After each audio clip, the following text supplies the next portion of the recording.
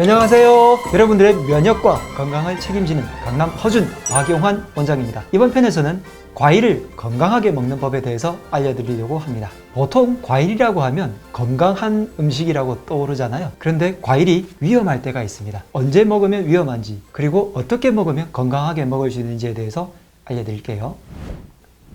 만약에 여러분들이 다이어트를 하신다면 과일을 먹고 다이어트를 한다? 이것은 좀 말이 안 되는 거죠. 왜냐하면 당분을 먹고서 다이어트를 한다는 거니까요. 특히 원푸드 다이어트, 과일만 먹는다든지 한 가지 채소만 먹는다든지 해서 내 몸의 미네랄 균형, 영양 균형을 무너뜨리는 경우에는 굉장히 위험하게 됩니다. 그렇기 때문에 다이어트 할 때는 과일을 조금 멀리 해주시는 것이 좋습니다. 그 다음으로 과일이 실제로 위험할 수 있는 질환이 3가지 정도를 들 수가 있는데요.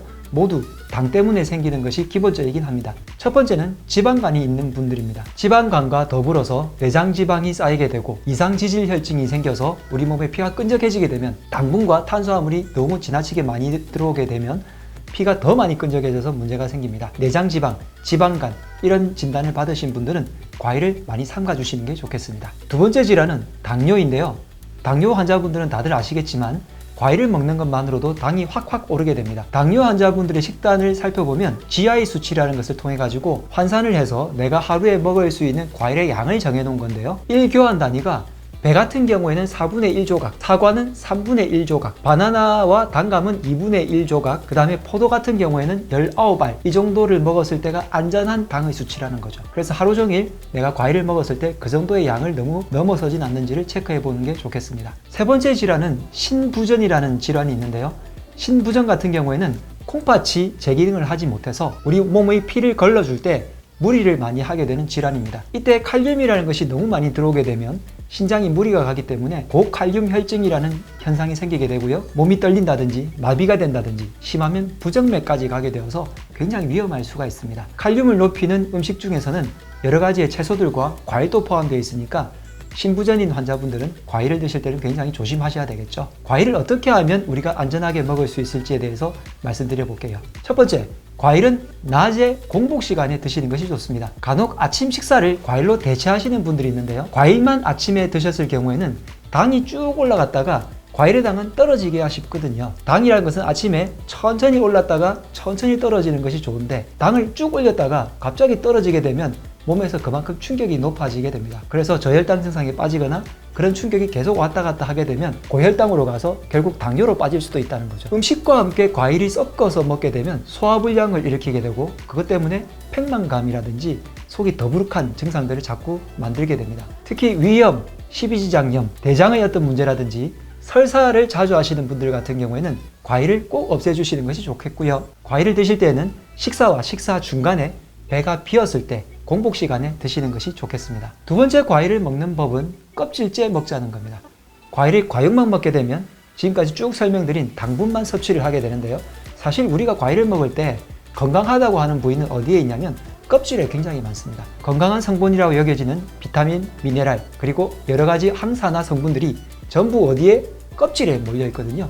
그래서 껍질 부분에 거의 80에서 90%까지 몰려 있기 때문에 여러분들이 과일을 드실 때는 속에 있는 것은 맛 때문에 먹지만 겉에 있는 껍질도 가급적 먹어주면 좋겠어요. 그런데 이럴 때 한 가지 의문이 듭니다. 바나나 껍질은 어떻게 먹나요? 밤 껍질은 어떻게 먹을까요? 정답은 속껍질에 있습니다. 밤을 먹을 때 바깥에 있는 껍질을 하나 벗겨내고 나면 그 안에 속껍질이 붙어 있잖아요.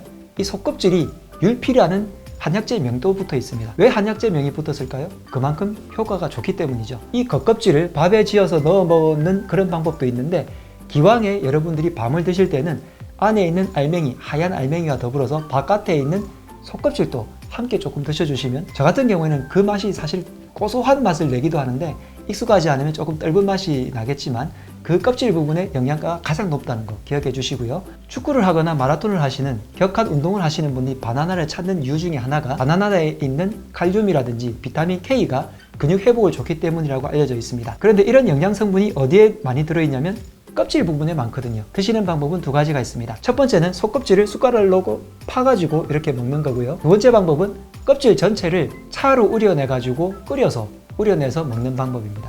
이렇게 여러 가지 과일들을 껍질째 먹는데 그 껍질을 먹기 힘든 경우에는 속껍질을 챙겨 먹자 꼭 기억해 주시고요. 세 번째는 주스로 마시기보다는 씹어서 먹자는 겁니다. 주스로 이렇게 갈아서 먹게 되면 속에 있는 식이섬유가 다 파괴가 되고요.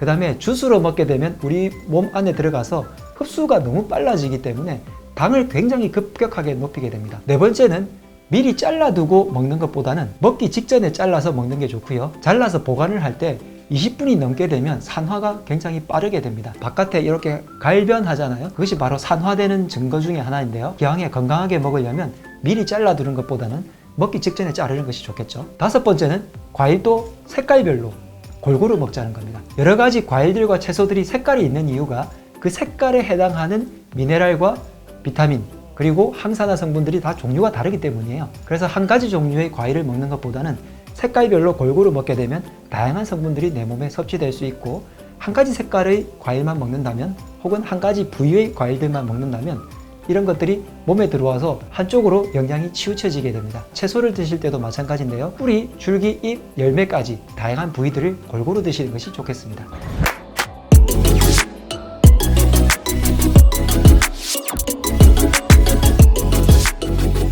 자, 이번 편에서는 건강하다고 알려진 과일을 더 건강하게 먹는 방법에 대해서 알려드렸는데요. 여러분들이 과일을 맛있게 드시고 면역이 더 좋아지셨으면 좋겠습니다. 이 영상이 유익하셨다면 구독, 좋아요, 알림 꼭 설정해주세요. 지금까지 강남 허준 박용환 원장이었습니다. 건강하세요.